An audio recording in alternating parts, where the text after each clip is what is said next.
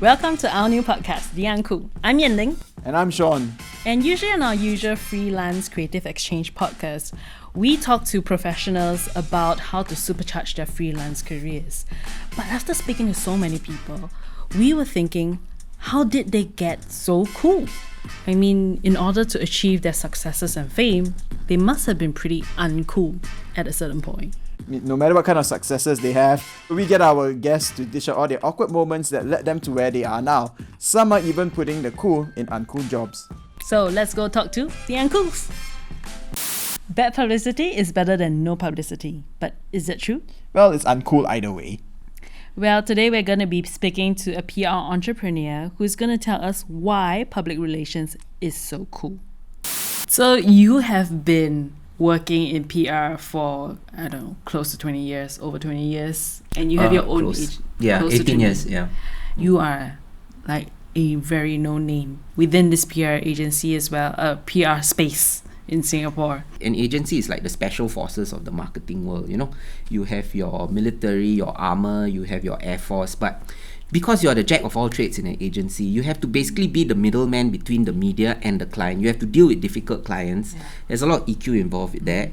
And then you have to deal with the media. You have to try and convince them. So you're constantly stuck in between. And at the same time, you must learn how to write in terms of many different kinds of styles, you know. So I've had to write from very fluffy kind of pieces for F&B and lifestyle, and I have to go switch to like pharmaceutical and security kind of. So, you know, it is a great learning curve, especially, you know, if you're new, you're just graduating and they throw you into the deep end.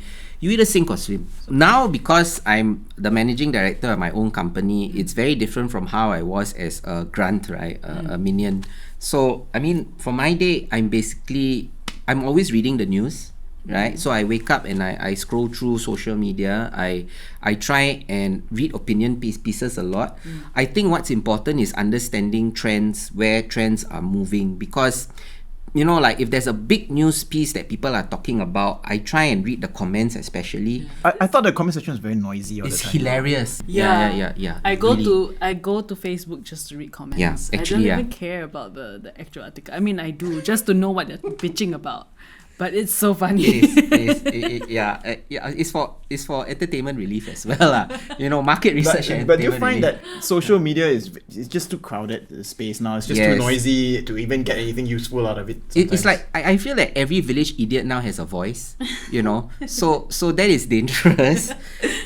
So it is very difficult for the common man to decipher what is good and what is not, and sometimes, you know, you just get blinded by it, right? You know, especially I think people tend to resonate with points of views that are closer to theirs, right? Even if it's wrong. So now you can find any idiot that will have any point of view under the sun. So all you need to do is latch on to someone's point of view and then blow it up and find a community that's similar to that. And wow, you've got an influencer community, you know, on something like flat earthers. You know, you can't stop people from having opinions, you know, compared to before. You could, right? Because there was no platform for them, but now everyone has a platform. So how did you become so cool? It's pretty infamous actually. I think that I like to poke the hornet's nest. I guess it was an evolutionary process. You know, I kind of got jaded a bit because I did in-house role as well, and I was in a very corporate in-house role. It was recruitment, right? And it was not exactly how I pictured PR. It was very corporate, but at the same time, you learn how people think and how people view it, right? A piece of information, they believe that a press release is a means to an end. You know, like you send out a press release, many clients have this point of view that, oh, I've done my due diligence, I've sent out a press release, I'm sure going to get coverage. No. And then when I tell clients this, they're like, what do you mean? For me, basically, PR is about awareness, right? And I think my point of view when it comes to PR, I started before social media. So I've seen how it has evolved with social media. And so when I started in an agency life, I learned the basics, the fundamentals of PR, which is very much attuned to writing, you know, structure for a press release, stuff like that. PR is all about storytelling, right? How do you basically push the narrative across? And I think there's a lot of education that's needed when it comes to this field. So I try and make it more fun. It's about telling stories for brands. That's in a nutshell what PR is. I think the misconception is that PR is a very structured kind of thing when it comes to marketing. That is the biggest misconception, because people associate advertising with creativity. People associate, the whole, fun ads, funny ads, stuff like that. So my biggest question is, why can't PR be the same? Why can't PR be fun and creative? So why not? Why not? Because people's minds are ingrained in basically how PR is supposed to be. They tend to associate PR with a corporate communication structure. But if you go overseas and you venture overseas, people are breaking boundaries when it comes to PR, when it comes to influencing minds, when it comes to basically changing perceptions on certain things. If you look at in UK, there's so many interesting campaigns when it comes to domestic abuse, when it comes to, sustainability, environmental awareness. And you need PR for that, because you're basically influencing the minds and hearts of the public. You're not really just pushing out sales brochures to their face, and expecting them to be converted overnight. Yeah. So there's a psychological aspect when it comes to PR. You need to understand who your audience is, and that's where analytics comes into play. So how I see it is that there's a whole kind of symbiotic relationship with the digital sphere, and digital does help PR significantly, because you never had analytics like how you can do it now, right? When I started like 18 years ago, it was based on surveys, etc. Now you can have analytics, in like 1 month through social media channels. So it does wonders basically for marketeers, for PR strategists. PR, I would say, from what you have mentioned, is more or less the influencer behind influencers. Yes, you see, how do you say, when social media came into the picture, I think people started making it sound like the means to an end. It was just a standoff alone from the whole marketing kind of picture. And I think influencers became a product of their own. However, for me, my question is, digital is great. You have this kind of, your digital marketing, you have Facebook, social media, but where is your strategy, right? And I think that's fundamentally missing in many campaigns, right? You hire a great influencer, fine, that's wonderful. But what is your strategy? You can't be doing Instagram videos throughout your whole campaign, right? The message has to evolve in some way. You have to fine-tune that. Unless you're looking for a short-term campaign, fine, fair enough. Then get an influencer with many followers and likes. But you need to think forward, right? You can't just be limited in your mindset. So this is where I try and educate some clients, marketeers especially, like, okay, fine, this is good to have, but what is your plan moving forward? And that is something that shouldn't be dismissed, right? Because so in many things which they're pet peeves for me, and I think Sean would know, I'm always on Facebook griping about certain aspects, right? I'm pretty vocal, and I guess that's how people tend to know me. So besides strategy, I think one of the things that irks me is the lack of a crisis comms plan, especially for large companies, and when I see like public fiascos, like I don't know, like a restaurant where they find a dead rat inside, for example, and they're scattering everywhere, and it just irks me, because these procedures should be in place, because you're safeguarding your brand image, right?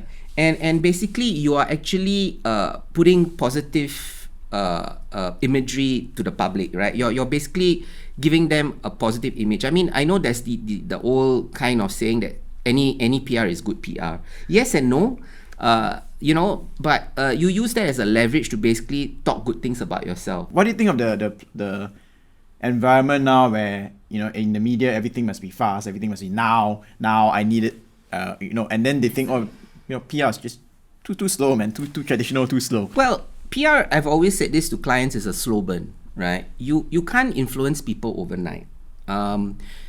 You need some time to basically understand them. It's like, if you want to talk to someone at a networking event, right, you can't basically push your product in their face. You got to ask them find out more about their background, make small talk, You got to, maybe try and get them to build. You got to build some rapport with them first before you can actually start to influence them. And that's basically what PR does. You need to build rapport with your audience before you shove a flyer in their face.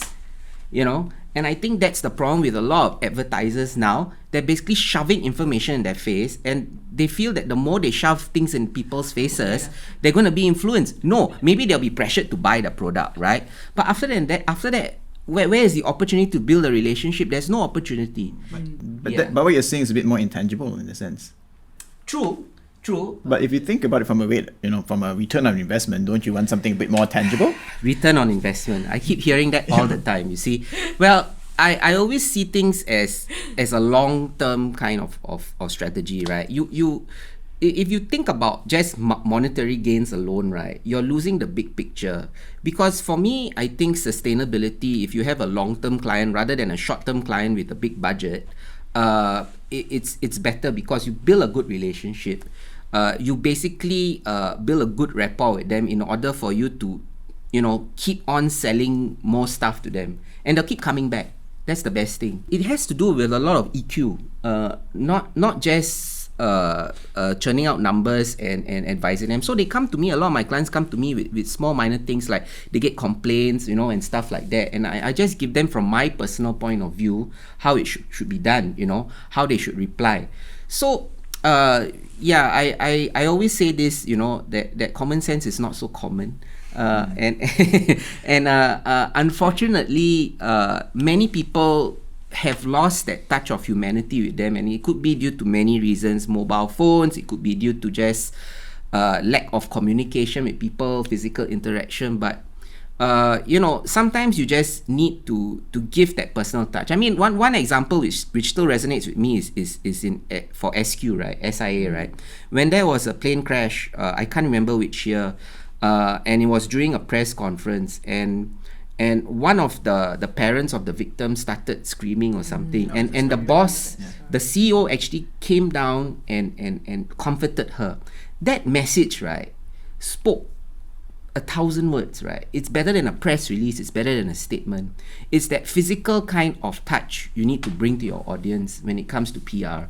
And I try to do that as well, in terms of not just a general statement. It has to evoke emotion. It has to show that you're sorry, and you have to admit your mistake, I believe, if you want to do recovery.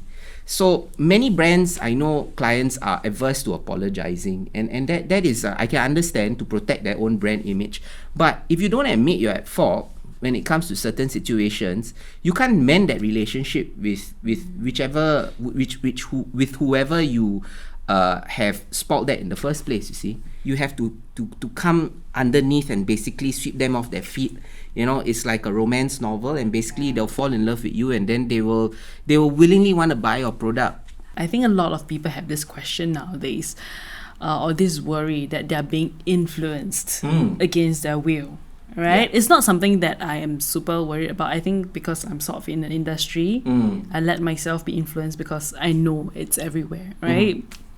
But what do you have to say about that? You are basically in that. You are in the business of, you see what you mentioned just now, where I'm subtly influencing you without even knowing you, without you knowing it. Yeah. Right? I'm telling you this story and making you believe it. No, I totally agree with that. I think we are influenced from the time we are born. I mean, you can walk down the street and you have hundreds of ads thrown in your face, everything. And now with a mobile phone, you're constantly taking in information, right? Yeah. But I think I give people the benefit of the doubt. People have a brain. I think they're able to discern, something that's really ridiculous from something they don't want, right? And what I don't like is basically force feeding people a same kind of message again and again to try and convince them. It's just annoying. It's irritating. It's like those YouTube ads that pop up, in the middle of you're watching a educational piece, and then it just pops up. How is that supposed to make you like the brand? I don't get it. It just annoys me. I just would never go and buy that brand ever. Literally. So what is the point of the views if people hate it? Right? So this is the question that marketers have to realize, right? Don't just do it for the sake of doing it. You know, do it. If you want to do something and you want to influence people, do it subtly so that they'll eventually like your brand, not detest it. If it's just numbers to prove a point that, oh, you know, I've distributed 5,000 flyers today, but where has that got you? Where does that help in terms of the sales, or does it bring positivity to your brand?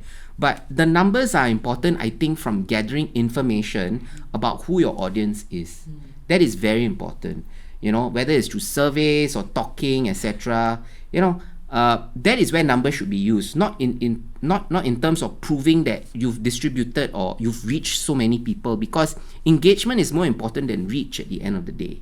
Yeah, there's some clients expect me to send out like 10 press releases in a month. I'm like, are you kidding me?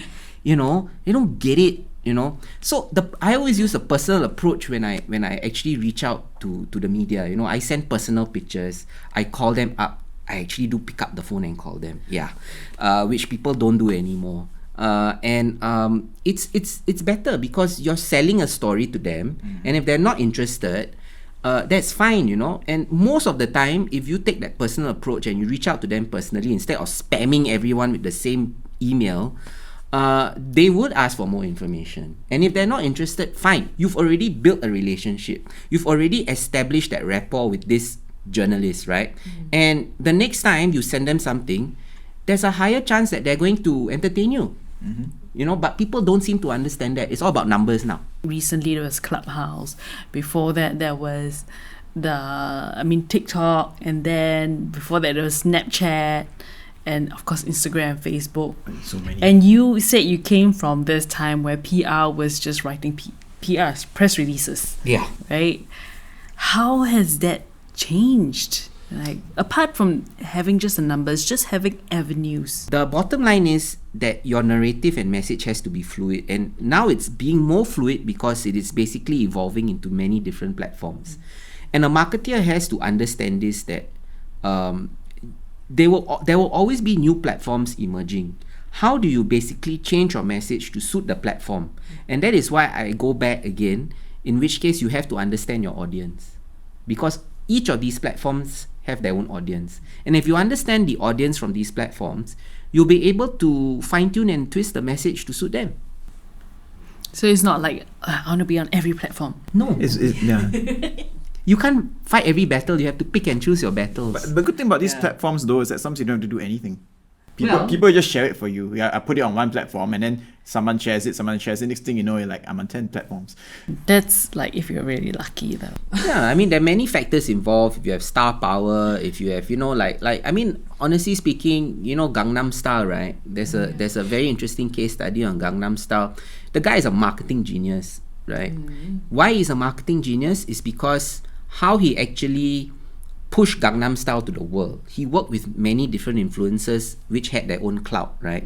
And when he launched the video, he made sure that he launched it directly to them, and they reached out to their own influencers. So it was like it's like a viral ripple effect. A ripple effect, you know. And he was one of the first few people to actually do this, you know. And now a lot of influencers are following his kind of method, his methodology. If you look at Hollywood, how they basically release certain trailers of movies and stuff like that to get that viral kind of effect. But Gangnam Style basically achieved cult status because of how he planned it. Not necessarily because the video is amazing. I mean, that's subjective, right? Yeah. It's just everyone was just doing it at the same time and listening to it, and it's just spread by word of mouth. So there's a science to it. There is a science. And which is a trade secret, I guess. But you're not going to share. No, there's no fixed rule, you see. People seem to think that there's a fixed formula, but it is fluid. It depends on your brand. It depends on the market at that time, how the audience is, right? And basically, you know, the zeitgeist of the world. I get what you're saying. Yeah. So there cannot be a fixed formula. There has to be a lot of research that goes into it to make, you know, a proven theory on why it should work. But most of the time, it's not going to work. Look at SpaceX, right? How many times has Elon Musk launched his rocket and it's exploded? You know, I'm sure he's a genius. He's done so many calculations. He's worked with scientists, etc. But shit can still happen. I think that in general, in our media industry, people are thinking like, oh, I've got a degree in I can go and be like a director now. I can go be like this great DOP now or something. And in film speak, in PR speak, they think, oh yeah, I've graduated. I can go run my own company I'm gonna represent. And try. So what do you have got to say about this new graduates all coming out and thinking it's that easy?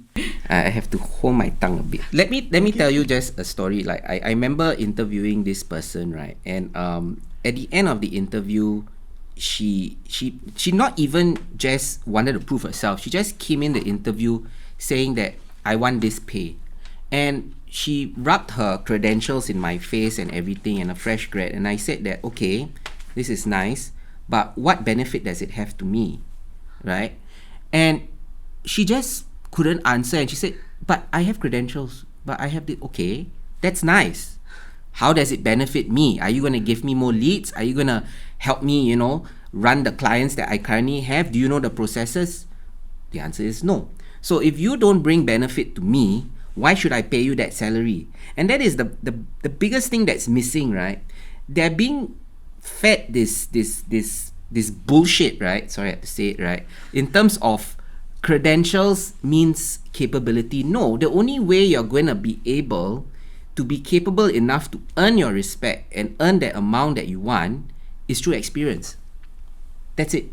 And your degree is basically a foot in the door to get you into places, right? And you should actually be grateful for that opportunity. I mean, you and me, when we graduated, we were smack in the middle of the SARS crisis. Do you remember? Yeah, that was pretty challenging, And now the grads now are in a more challenging situation, So I always say this to them, you need to basically understand your environment before you make demands.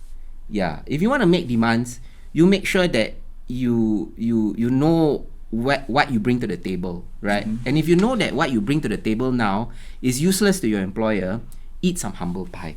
Not to be discouraging or disparaging, but look at a lot of new generation coming up, be like, nah, I'm going to be a director because I got first class honors or something like that. But I think it comes up with every batch. It does. Because apparently when I was graduating as well, it was like that as well. I've been just talking to everyone who wants to be a director. No, and they think they can because you look at YouTube, for example, and like, oh yeah, so anyone it's like democracy right now. It's like empowerment to the individual. I can go make my own videos, put it on YouTube. I don't have to go through so as many gatekeepers as they used to go through. Is that happening as well? You find in your PR industry? I respect that. I think that's something this confidence as well that the new generation is having. It is for employers, it can be a disadvantage, but I think for the whole industry, I think it's setting new boundaries. It's changing perceptions because they're basically questioning why do we have to do it this way, and that's great because that's the only way the industry can evolve. If you start asking questions, if you carry on selling things the same way as you've always done for eons, things are never going to change. That's how you get your Elon Musk and stuff like that, because he always questions why. That is an entrepreneurial mindset. But before you can actually be an entrepreneur, you need to learn the ropes and you need to go through the trials. That's all I'm saying. But keep that mindset, So what was your trials? Like what? Oh my God. Yeah. How did you get where you are? What is your trial? We asked everyone this question. What was what was that one moment? Well, my first job, I remember I was thrown in an agency. I remember working 12-hour days. It was quite brutal. There was a lot of politics which I wasn't used to, and I didn't know how to play the political game. So my supervisor would constantly any small mistake I did, he would write back and CC the boss. So I always look bad. Always look bad, right? And he wouldn't tell me face to face. He would basically do this in email, and I didn't know, like, why are you doing this to me, right? I'm this new guy, and it just, even if I ask him a question, he would snap at me. So it was this constant kind of abuse I had to take, I was basically the lowest common denominator, and I had to do everything from reports, scanning in the morning, and then you had to write press releases, and then if you was in a bad mood, if you wrote something, he'll keep saying, oh, this is rubbish, redo it. So you have to do like like 10 drafts, 11 drafts of one thing. And then after you finish that, you have like to do the reports in the evening. So the work just kept piling on, you know. This is something that doesn't happen today. Now if you get this fresh grad that goes in an environment like that, they'll quit in 1 month. Oh, Yeah, they will. They will. They won't be able to But take the process is still the same, isn't it? You still have to do the same scanning, except maybe even more because there's more platforms now. Well, last time it was actually more tedious because you had to physically cut from the newspaper these articles, right? And you had to paste it in a certain way, and you had these files, you know. Now you just Google Drive. Yeah, now you can scan it, it's faster, right? And everything is online as well. Last time, the newspapers, not many of them had online platforms. Online media was a very new kind of thing. Yeah. You know, clients were skeptical about it. Oh, I don't want to be seen online. You know, bloggers, influencers. You know, if you would pitch that to clients, they'll be like, they'll think we are nuts. You know, they'll think that all these are like nobodies. Now everyone wants influencers, right? Now people go and do casting for TV shows or films, and they'd be like, yeah, this actor has so many thousand followers. He's cool. 30,000 followers. He's on. And they think that because he has this amount of followers, that's automatically, in a sense, going to move and transcend into eyeballs or viewership for their films or their TV shows. And I don't know how effective that is actually. What's your thought? It's a very simplistic point of view because, honestly speaking, even if a news piece comes out in the largest read daily in Singapore, right? That doesn't necessarily ensure that people will come to your restaurant establishment or buy your product. It is just creating awareness, right? But to get engagement, to basically make sure your product is good, it is a longer term process, right? So I think that people now are expecting quick fixes, right? And quick fixes don't work in any kind of marketing tool, right? They need to factor in time. They need to basically see how people react to their product or service. And it is an experimental kind of thing, right? There is no panacea for marketing success, you know. There cannot be. Every tool has its advantages, but you basically need to see trial and error to basically find your sweet spot so that you know what message to sell to your audience. And that takes time. It takes at least 6 months to a year. If you look at some of the most successful brands, they were almost dying. You think Amazon was successful overnight? No, you know, and people don't seem to realize that.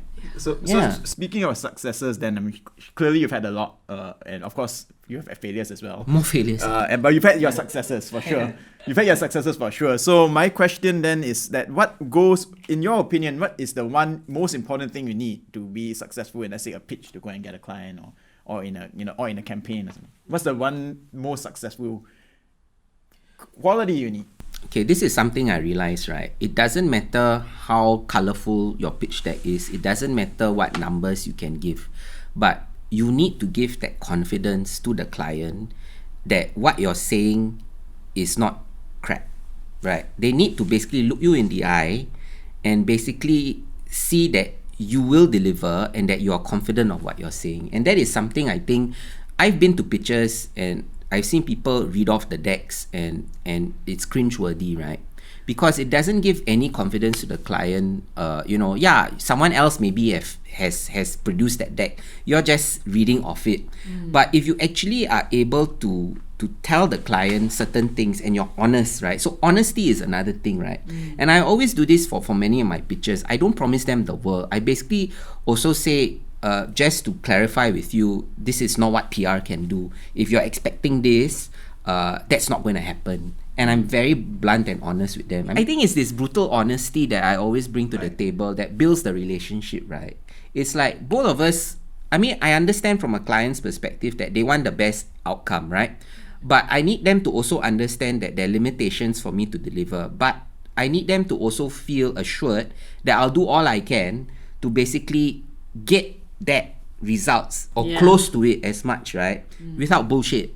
That's it. That's all I do for them. So I think for many of the big pitches that I've gone for, I've realized playing it nice doesn't really work.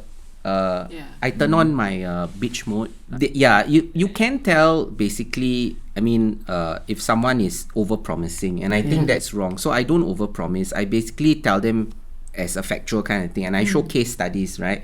Because what better way to actually substantiate your claim than showing case studies, things that have been done before. And I always back up with proof, right? Instead of saying, yeah, it can be done, no problem, you know. I mean, yeah, I'm not a used car salesman. Yeah, so that's basically my tactic when it comes to pitches. So just brutal honesty, being pitch face.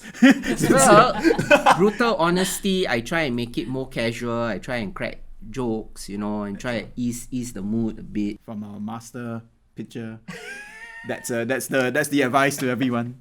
Show jokes and give your brutal honesty. You just need to relax. Basically, the best way to get your pitch across is to relax. Because what's the worst that can happen is that they won't choose you, but they'll remember you. And for me, that's very important, right? To That's be remembered. true. Yeah. Yeah. Hopefully for the right things. Well, but still, I'll be remembered. Yes, you will be remembered. So what do you think is what do you think keeps you so successful over the last 8 years? Knowing that you are responsible for your own success, not someone else. And I think that's why I started my own company, because I felt that people would take my credit, you know, and I would keep questioning myself, as in, was that by me? Am I really that good, etc.? And I needed to validate whether I was good or not. So you became a business owner for ego. Yeah. And spite. If you don't have an ego, you can't be a business owner. Yeah. You must have spite and vengeance in your heart as well. You need to have that fire, right? Otherwise, I mean, I'm not saying let it over encompass everything, but it needs to be there. Yeah. Well, I think clearly also you've been around for about 8 years. I think you've seen many new businesses in the PR industry, especially come in and go, and go. Why do you think that they didn't? Why do you think they weren't so sustainable in that sense? What was the biggest problems they had? I think it's expectations. I think many of them, it's many of the clients that basically stop, right, is because of their own ego as well, and because they refuse to accept hard facts, right?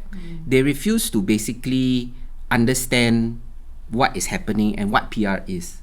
You see, and PR, advertising, marketing, digital media, even there always be limitations, but that's the problem with some clients, is that they believe, and this is maybe it's a local mindset, I don't know, I'm not judging, but they believe that if they pay money to a vendor, then, you know, the money must equate the result.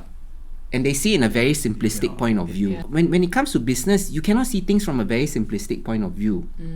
You cannot just put all your eggs in one basket when it comes to your vendors or anything. You have, as a brand owner, you have to basically strategize internally and see where you can park your budget. And I think maybe they just want basically someone to blame or a scapegoat. You know, many of them do that, right? But that's from the client perspective. But what about from the owner's perspective, though? Why do you think they didn't succeed? And because a lot of them, they don't want to evolve their mindset. They are still holding on to their own traditional values or beliefs that they feel were passed down to them from before. And I think many brands need to evolve. They need to do trial and error. You know, if it doesn't work, you need to basically go back to scratch and try again, right? But if you keep doing the same thing again and again and expect different results, that's madness. Do you see an evolution though in the PR? And I've always seen an evolution in PR, because how I've seen PR is very different from how many people see it. But I think they will see the importance, as in PR is not just sending out press releases. No, but they just said you're non-essential. Sorry? You were just deemed as non-essential. That is the biggest misconception, right? Because honestly speaking, this non-essential thing, people tend to think, and I have actually had clients that said to my face, what's so difficult about PR? I also can write a press release and send out to my contacts. I love those kind of clients. You can do it? Yeah. No, I mean, the impulse is there. They say the same thing. Why you need such a big camera? Just use your phone. You know? It happens everywhere. Yeah, so the whole thing, my retort is basically, you are paying experts to do the work. Don't micromanage them. Don't teach them how to do their job. Otherwise, why are you parking a budget for these vendors and these experts? It's obvious that you can't do it, right? So this is where you need to bring down their ego right? And prove them with facts, right? And explain to them that I'm trying to help you, you know. Many of them see us, and I think it's basically breaking down barriers. Sometimes you need to bring them out for a drink or something, you know, to understand their psyche. The worst is when you're fighting against them and they feel they have to prove you wrong. This is I use the example when it comes to PR and marketing. No matter sometimes you have everything, right, all your chess pieces in play and all that, just something can just happen and it just goes to hell. Because it's subjective. Yes. Right? Yeah. So who do you blame? Do you have to blame someone? No. It's just a matter of... But that's a very Asian thing as well, isn't it? You have to blame someone. You have to blame someone. someone. To assign someone. Correct. It's very... I'm not really Asian in the sense, but it's very... No, you're right. I think it's everywhere. Yeah. But it's very corporate. Yeah, it's very corporate. That's the They have Asian to. corporations. They have to blame someone, and the agency normally is the scapegoat because they want to keep their jobs, right? And I'm willing to take the blame. Yeah. But how I like to work with clients and their marketing teams is that we are one symbiotic relationship. We have to help one another. It's not me versus them and us versus them. You know, and the moment there's a us versus me versus them, then that's already doomed for failure already. You know that the contract can't work. And the moment they start accusing you of things already, I'd rather just say let's just end this lah, you know, before it gets ugly. Yeah. Do you fear though that once things pick up, when people are trying to put the pieces together again, what their business was like, and they start looking at what's important, or what is the quickest way to bring up their revenues and so on, and then they decide that, okay, I'm going to like slash my media budget or something. Do you think that, does that ever concern you from a marketing? To be honest, I'm a small agency, right? I'm a boutique agency, and I don't see myself as this mega player in the market. And normally in the marketing budget, I'm the first one to go, right? The moment things turn bad. So all the more after the COVID-19. Yeah, but I also see it as an opportunity because that is an opportunity for them to take the lead, right? Amongst their other competitors to get a edge, you know, to get an edge. And what better way than to basically get someone that can influence others about your brand? And that's where they should see PR, you know? Not as an individual, but as a collective mindset to influence people about your brand. Yeah. I get what you're saying. I think there's also a misconception that PR and marketing and so on and so forth is expensive. They're thinking I can go on Facebook and business make my own or call to action. I go on Instagram, I do that. Why do I need you guys? Yeah, the main reason why they need an external agency is to free their mind to focus on their own business. Focus on what you do. Exactly. But they keep thinking that it's very expensive to do it. I'll do it myself.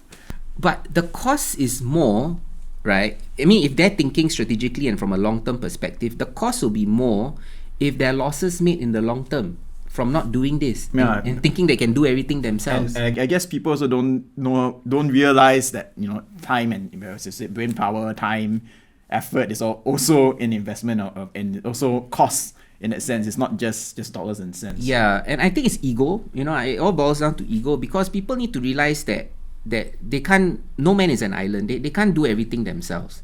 When do you feel that you're the most uncool? But there's so many times. When was Wesley Gunter? When I started, my first job was I was doing I did those kind of MLM products. I basically tried selling credit cards. Those annoying people with brochures on the street. Credit cards. Trying to push credit cards to them. And how did that shape you today? You learn how to take rejection. You learn how people will look at you like you're scum. And you learn that flyers don't work. Flyers don't work. Exactly. That's why I say flyers don't work. Because I've been there. I've done that. Right? I've tried sir, excuse me. I tried everything under the book. I tried to flirt. I tried to do whatever. I tried to compliment them. But ultimately, I realized from the exercise that if people don't want it, they don't want it. You can't convince them to buy something they don't, no matter how well you pitch your services. But if people do want a credit card, right, they will stop. Maybe they had it at the back of their mind, right? So cold calling doesn't work. Yeah. So why do people still do it then? Because people are still hanging on to these old beliefs and they don't want to change their mindsets. Yeah. Unfortunately. I mean, you got to evolve, right? Because times have changed. Many things are still done by flyering. I mean, housing agents do it.